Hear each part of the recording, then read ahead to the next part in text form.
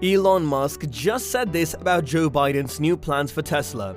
It's been over a year since the beef between President Biden and the CEO of one of the biggest corporations in the world, such as SpaceX, Tesla, Neuralink, etc., Mr. Elon Musk, has been going on. In order to get appreciation for his companies from the president, the man had done everything that he could to get their attention. But Biden doesn't even peep at him. However, out of the blue, he eventually mentioned Tesla.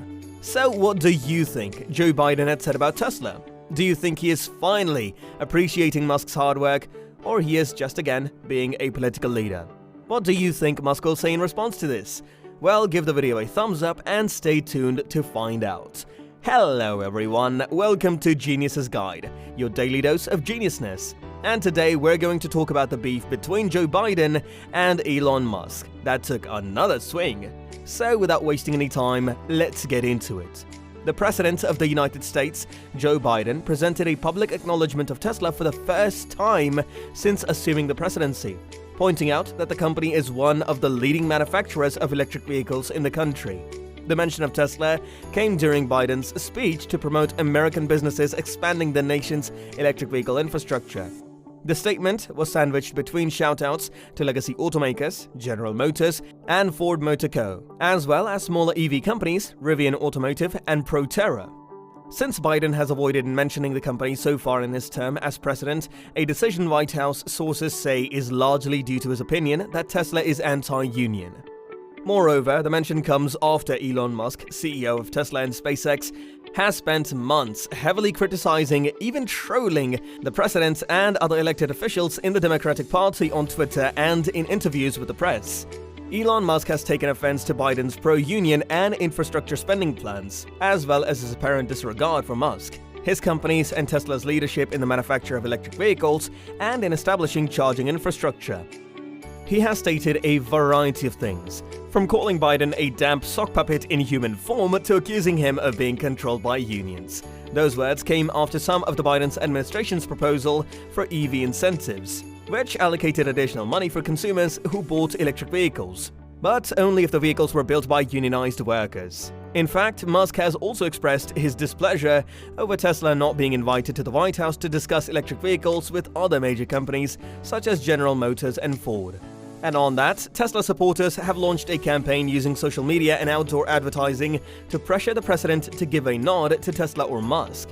And along with Tesla and other manufacturers, Biden praised Tritium, a company that produces fast-charging equipment, for establishing a new manufacturing facility in Tennessee. In fact, he also praised Intel for its plans for the construction of a major semiconductor chip factory in Ohio.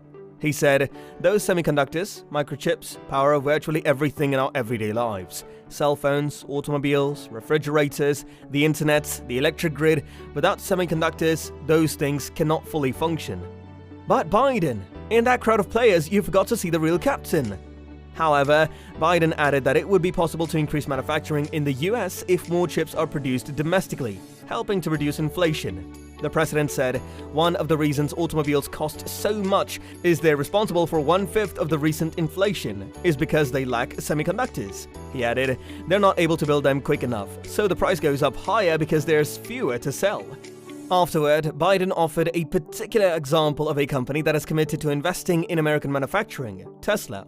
His words were, "Since 2021, companies have announced investments totaling more than $200 billion in domestic manufacturing here in America. From iconic companies like GM and Ford building out new electric vehicle production to Tesla, our nation's largest electric vehicle manufacturer, to innovative younger companies like Rivian building electric trucks or Proterra building electric buses."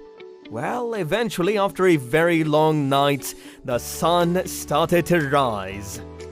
However, during his speech, Biden largely avoided discussions about unions, which was uncharacteristic for him. Although GM, Ford and Proterra have unionized workers in the United States, Tesla's US workers aren't. Rivian, as well as other startup EV companies, also lack the organization of their workforces. But he did say other countries recognize what's happening here. They want to buy American as well. They're ready to bet on America and American workers. Workers who built the middle class, earning good pay and benefits and the right to organize. Throughout Musk's career as a founder and CEO of Tesla, he has consistently opposed unions. During a hearing in 2021, the US National Labor Relations Board ruled that Tesla had violated the National Labor Relations Act after that company prohibited employees from speaking with the media without authorization, and after Musk said in a tweet that unionizing might result in loss of stock options, which is kinda true. Afterward, following the president's speech, Musk appeared unimpressed and peeved. So, using the social media platform, he made a post that pointed the president to a story on a Tesla fan website to emphasize that the company had been the best-selling battery electric vehicle maker worldwide in 2021.